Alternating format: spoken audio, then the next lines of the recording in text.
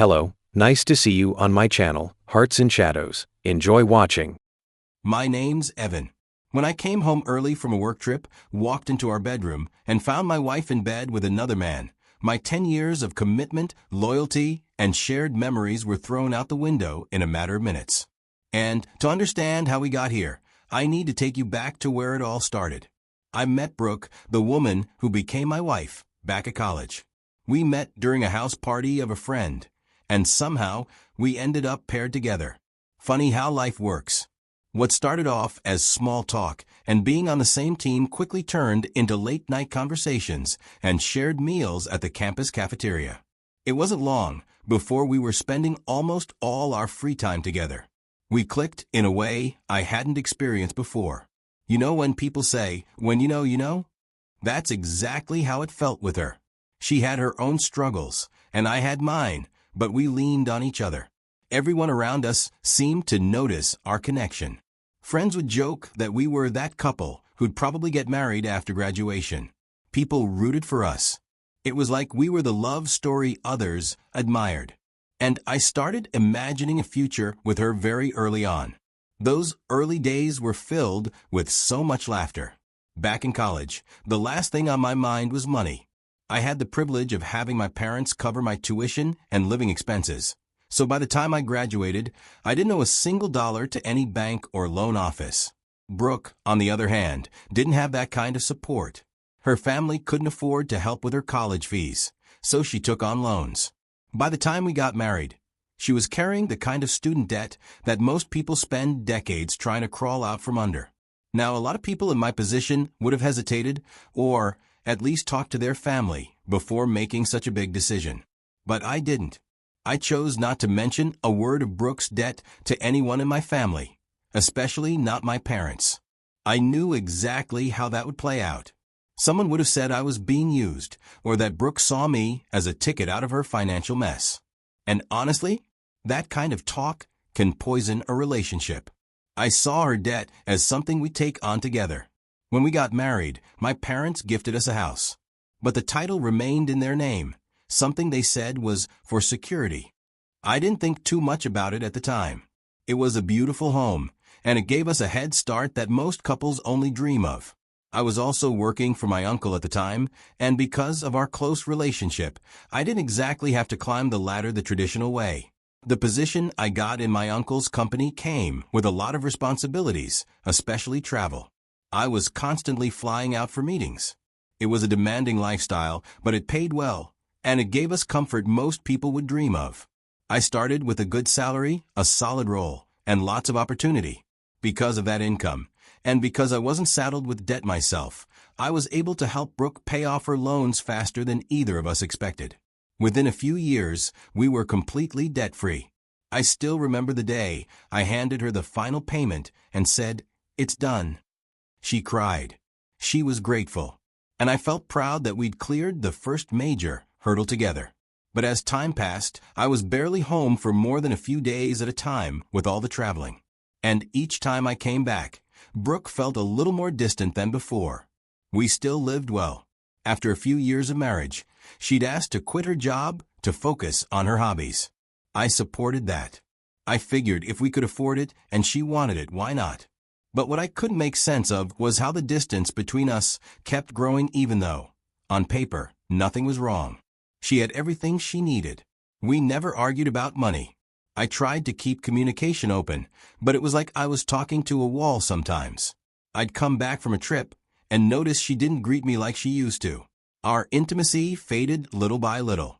I'd reach for her at night and feel her pull away, giving excuses. That wasn't how we operated before. We used to share everything. I noticed it, but I didn't want to believe it. Maybe this was just one of those phases people talk about in long marriages.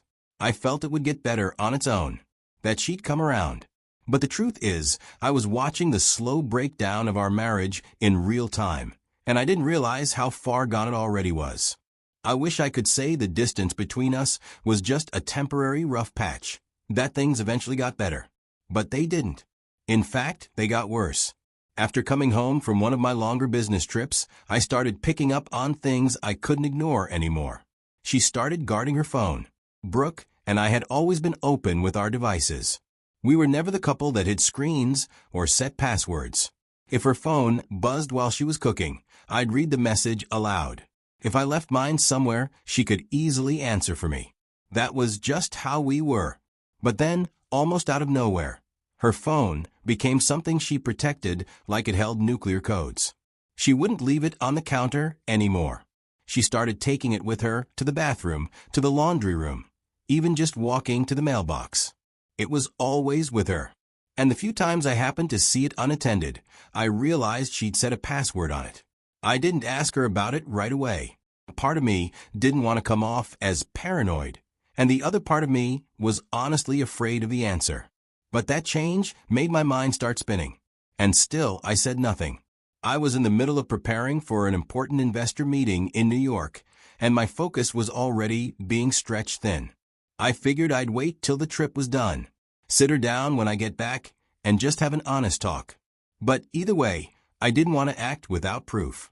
I wanted to believe that there was a reasonable explanation, and it wasn't what it looked like. One Thursday morning, I was supposed to be on a flight to New York. I had a business meeting lined up with potential investors. I'd packed the night before, kissed my wife goodbye, and left the house before dawn like I always did on travel days. Everything was routine. But at the airport, we got word that the weather was bad up north. No flights in or out. My team discussed staying at the usual airport hotel. We'd done it countless times before. But for some reason, I didn't want to stay. I don't know if it was instinct or just fatigue, but I told them I'd head back home and rejoin them the next day. So I got in my car and drove back, thinking I'd surprise Brooke. I hadn't told her I was coming back. I even stopped to pick up her favorite iced tea from a local place she liked. When I got home and unlocked the door, everything was still. But as I walked upstairs, I noticed something strange. I could see clothes, both my wife's, and a man's own tossed on the hallway. Then I heard deep moans. I followed the sound, opened our bedroom door, and everything in me just stopped. There was my wife, the woman I married, in bed, with another man. I can't describe what that moment did to me. My heart didn't just break, it collapsed. The room spun.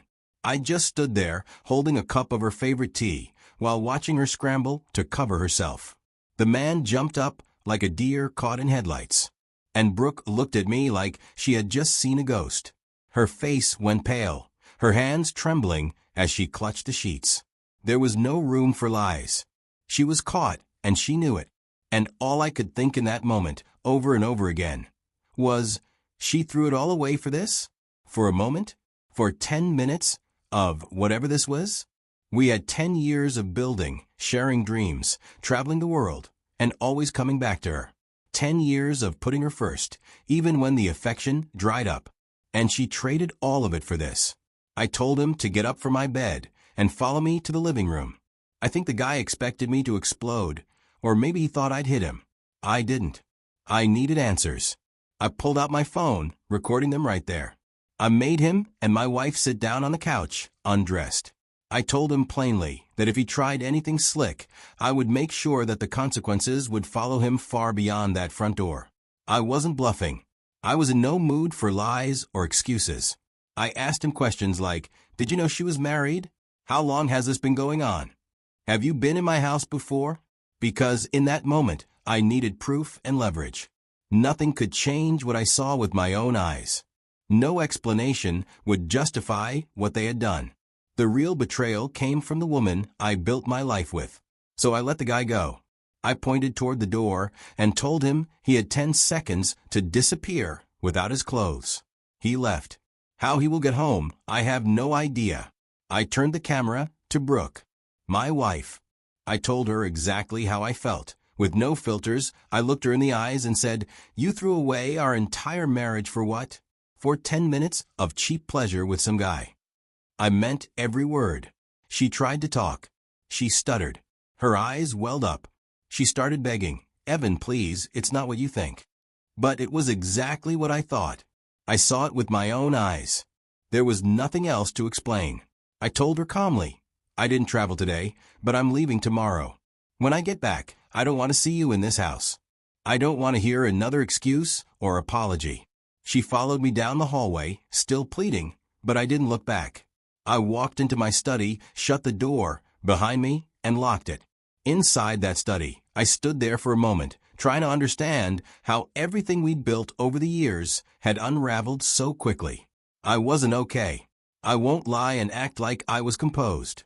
I felt sick. There were no tears. Just this empty, gnawing ache that settled in my gut and refused to leave.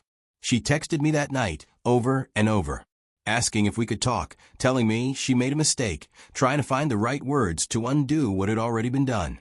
But I didn't respond. I called my lawyer that night, told him to set me up with a divorce attorney as soon as possible. I couldn't bring myself to sleep in our bedroom, so I lay down on that study couch and stayed there till morning. That night was long. I kept going back and forth in my head. I thought about how people would react. I thought about how blind I had been, and how I ignored the signs because I didn't want to believe that the woman I loved would treat me like this. But eventually, all those thoughts settled into a clear decision. I wasn't staying married to someone who could betray me that deeply and still have the nerve to ask for a conversation. Everything was different now. I knew that I couldn't trust her anymore, and once that trust is gone, the foundation is shattered. I had made up my mind. Whatever pain I had to deal with, it wouldn't stop me from doing what needed to be done. The morning after everything came crashing down, I pulled myself together and got dressed. The moment Brooke heard the front door open, she rushed over like she'd been waiting all night. She looked like she hadn't slept either. She kept trying to say my name like that alone would fix everything. She started with, "Evan, please, can we talk?" I messed up, I know I did, but it wasn't what you think. I didn't let her finish. I just told her flatly, there's nothing left to talk about. That's all I could say. The flight was smooth. I sat in that meeting room, nodding at the right moments, chiming in where I needed to, but I was completely hollow inside. When I finally came back home, I wasn't expecting to see her, because I had told her to leave. I was clear, firm, and I thought she understood that we were done. But as I walked into the house, there she was, still there. She had the nerve to look surprised to see me, like she thought time would soften me up. But nothing had changed. If anything, being away made it clearer. Her staying in that house against my wishes wasn't just defiance, it was denial. She couldn't accept that she'd broken something that couldn't be put back together. I got my lawyer involved as I wanted an official eviction notice alongside the divorce papers being drawn up. The house was still in my parents' name. It had never been transferred to me. So legally, she had no claim to it. That technicality ended up being one of the smartest unintentional decisions ever made. My lawyer moved fast. Within days, she had both documents in her hands. Instead of packing her things and going quietly, Brooke decided to fight. She got herself a lawyer and tried to flip the script in court. Her argument? That my constant traveling for work had made her feel neglected, like she was emotionally abandoned in the marriage, and that's why she cheated. Then they pushed further, saying Brooke had given up her own career and made sacrifices so that I could grow professionally. That was because of those sacrifices, she deserved a significant financial settlement. But the truth was never that simple, and my lawyer made sure the court saw that. He laid out clear evidence that Brooke had not just been unfaithful, but had used money from our joint account, our marital money, to finance her affair. There were transfers, purchases, and receipts that connected directly to the man I'd caught her with. It wasn't speculation. It was concrete. Still, the process dragged on for months. Her legal team tried every angle, pushing to get more, but they kept hitting a wall. That wall was the structure of my finances. Thanks to my family's long-standing practice of shielding assets through trusts and legal protections, over 80% of what I technically owned wasn't directly in my name. It couldn't be touched in divorce proceedings. In the end, she walked away with far less than she expected. Not because I wanted to be cruel, but because she tried to play a game she didn't understand and lost. Once the court proceedings ended, it felt like someone had lifted a weight off my chest. Brooke had finally moved out after the court instructed her to. That part of my life was closed. Whatever chance there might have been to part peacefully vanished with how she behaved in court. Her lies, her attempts to spin a false narrative, her refusal to take responsibility. After all that, there was nothing left to repair. No conversation to have. No friendship to salvage. She made her choices. And now I had to live with mine. Looking back, I don't regret the decisions I made. I gave that marriage everything I had. I supported her when she had nothing. I built a stable home, worked across continents to give us the life we dreamed of, and overlooked red flags because I believed in who we used to be. But at the end of the day, it takes two people to hold a relationship together. And I was the only one still trying. Now, I've turned my attention inward. My focus is on work, on building the future I want for myself, without carrying the dead weight of someone who didn't want to be part of the journey. It hurts, yeah?